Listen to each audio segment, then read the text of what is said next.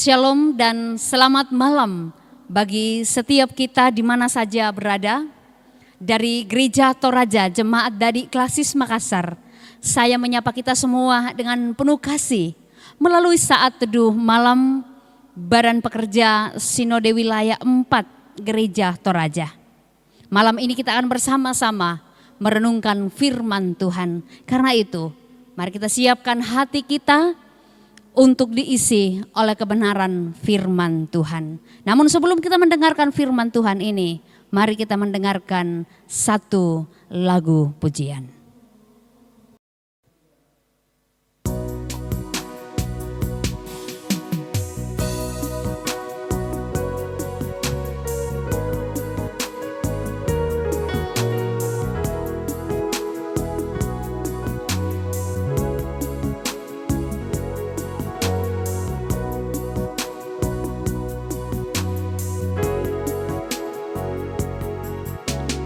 Tempon mulana mi panak tak mo teagan katuanku ilan pak porayan mi puang mintu melona na pasak puang umpatu katuanku si tuang kaparan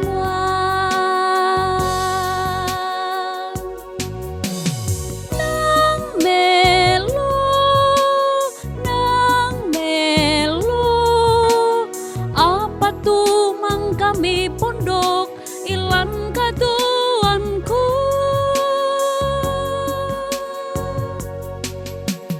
nang melo inang melo tungan keang gak tu katuanku lan puang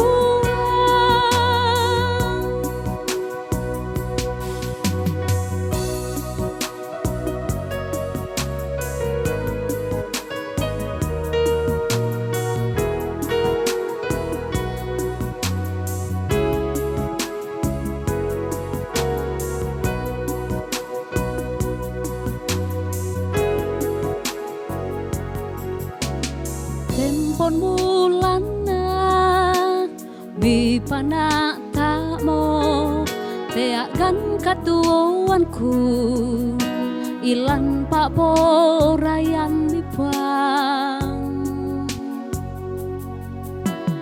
mintu melona na pasak puang umpatu katuanku si tuang kaparan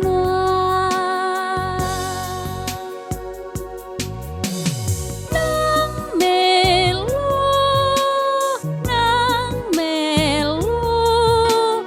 apa tu mang kami pondok ilang katuanku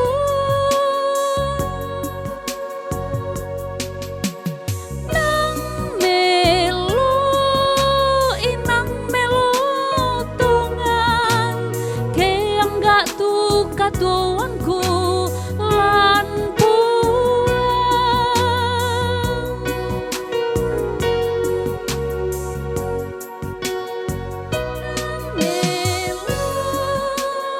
nang melo apa tu mang kami pondok ilang katuanku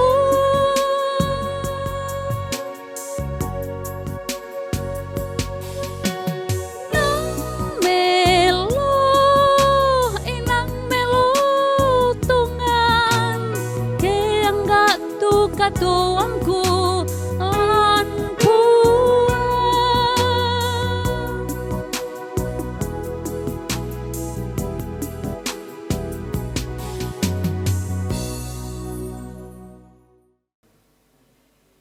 Saudara-saudara yang kekasih dalam Tuhan, kita akan bersama membaca dan merenungkan firman Tuhan pada malam ini.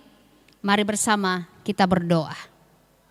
Bapa di sorga, terima kasih untuk semua kasih dan penyertaan-Mu di sepanjang kehidupan kami. Terima kasih untuk kesempatan yang baik Tuhan beri bagi kami. kami mau mendengarkan firman-Mu pada malam ini. Roh Kudus terangi hati kami, sehingga firman-Mu kami dengarkan dengan baik. Di dalam nama Tuhan Yesus kami berdoa. Amin. Bahagian Alkitab yang akan kita baca dan renungkan bersama pada malam ini, saya telah memilih dari kitab 1 Tawarik pasal 14 ayat 8 sampai ayat 11. Firman Tuhan mengatakan begini. Ketika didengar orang Filistin bahwa Daud telah diurapi menjadi raja atas seluruh Israel, maka majulah semua orang Filistin untuk menangkap Daud. Tetapi Daud mendengar hal itu, lalu majulah ia menghadapi mereka. Ketika orang Filistin itu datang dan mengadakan penyerbuan di lembah Refaim, bertanyalah Daud kepada Allah, apakah aku harus maju melawan orang Filistin itu dan akan kau serahkan ke mereka ke dalam tanganku? Tuhan menjawab, majulah. Aku akan menyerahkan mereka ke dalam tanganmu. Lalu majulah ia ke Baal Perasim, dan Daud memukul mereka kalah di sana. Berkatalah Daud, Allah telah menerobos musuhku dengan perantaraanku, seperti air menerobos. Sebab itu orang menamakan tempat itu Baal Perasim. Amin. Saudara yang kekasih dalam Tuhan, setiap orang atau setiap kita selalu menginginkan apa yang dilakukan, apa yang diperbuat dalam hidupnya itu berhasil. Dan bagi banyak orang, kunci untuk menggapai keberhasilan itu adalah dengan belajar tekun dan bekerja keras. Pertanyaannya adalah, apakah hanya itu saja? Mari saudara kita melihat pengalaman Daud dan kita mengamati apa yang menjadi kunci keberhasilan Daud menjadi seorang raja. Saudara yang kekasih, ketika kabar tentang penobatan Daud menjadi raja telah sampai di telinga orang Filistin, dan rupanya itu membuat mereka berencana menangkap Daud, orang Filistin itu terus-menerus mengganggu bangsa Israel. Bahkan dikatakan setelah Daud diurapi menjadi raja atas seluruh Israel, maka mereka maju dengan maksud untuk menangkap Daud. Ketika Daud mendengar bahwa dia akan ditangkap oleh orang Filistin, Daud ini tidak seperti orang lain.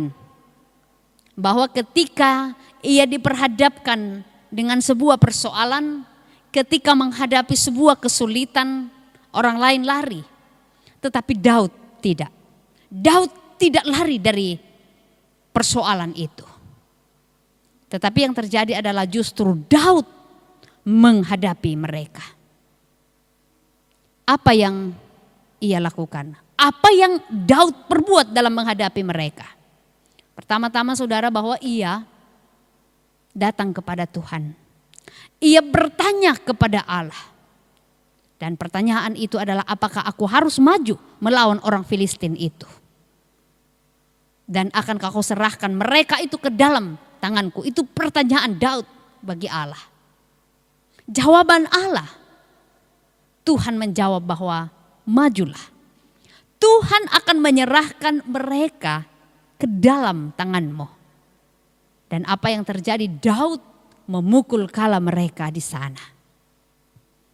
Saudara yang dikasihi Tuhan, di sini kita melihat bahwa Daud tidak takut menghadapi masalah yang ia alami. Daud tidak lari dari persoalan yang dihadapinya.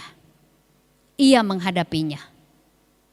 Ia begitu yakin menghadapi setiap persoalan yang ia alami. Nah, bagi kita mungkin saat ini juga, Kita sedang mengalami sebuah pergumulan yang besar, sebuah persoalan yang berat sedang diperhadapkan bagi kita dan membuat kita mengalami tekanan yang luar biasa.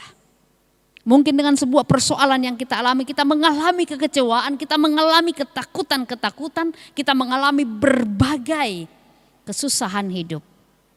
Mungkin ada yang patah semangat, atau mungkin ada yang kehilangan gairah hidup karena adanya persoalan. Mungkin itu akibat dari pandemi COVID-19. Maka dari itu saudara-saudara, saya mengajak kita bersama melalui perenungan firman Tuhan pada malam ini.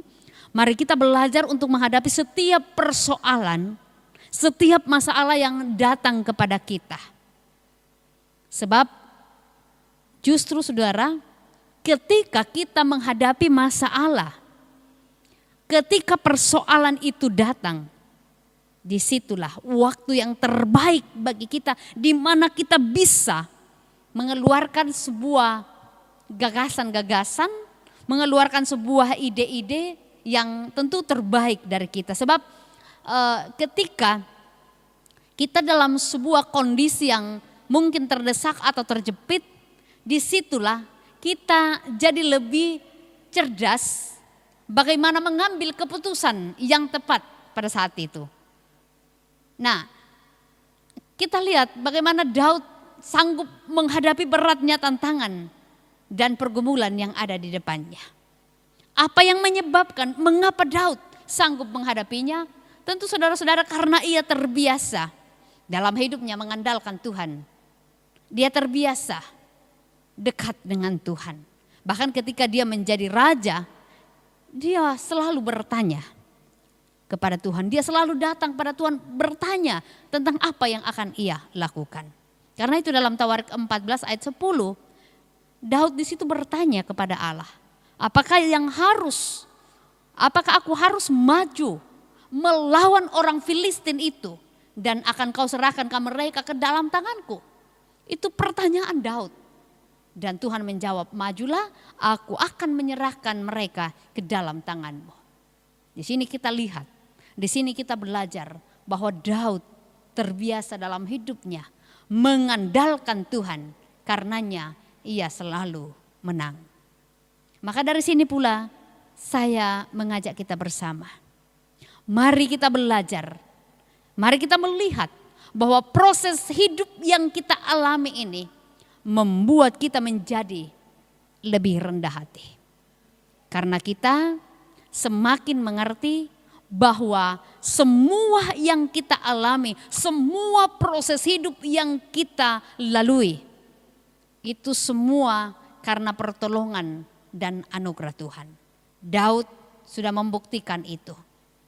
Bahwa Daud ini adalah seorang raja yang sangat rendah hati. Daud tidak mengandalkan kekuatannya, Daud tidak mengandalkan kehebatannya, tetapi ia senantiasa mengandalkan Tuhan dalam hidupnya.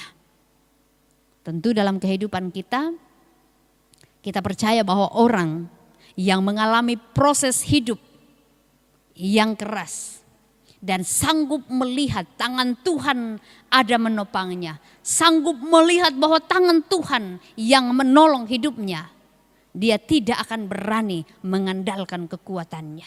Kita tidak akan berani mengandalkan kekuatan kita ketika kita senantiasa melihat tangan Tuhan ada menopang dan menolong kehidupan kita.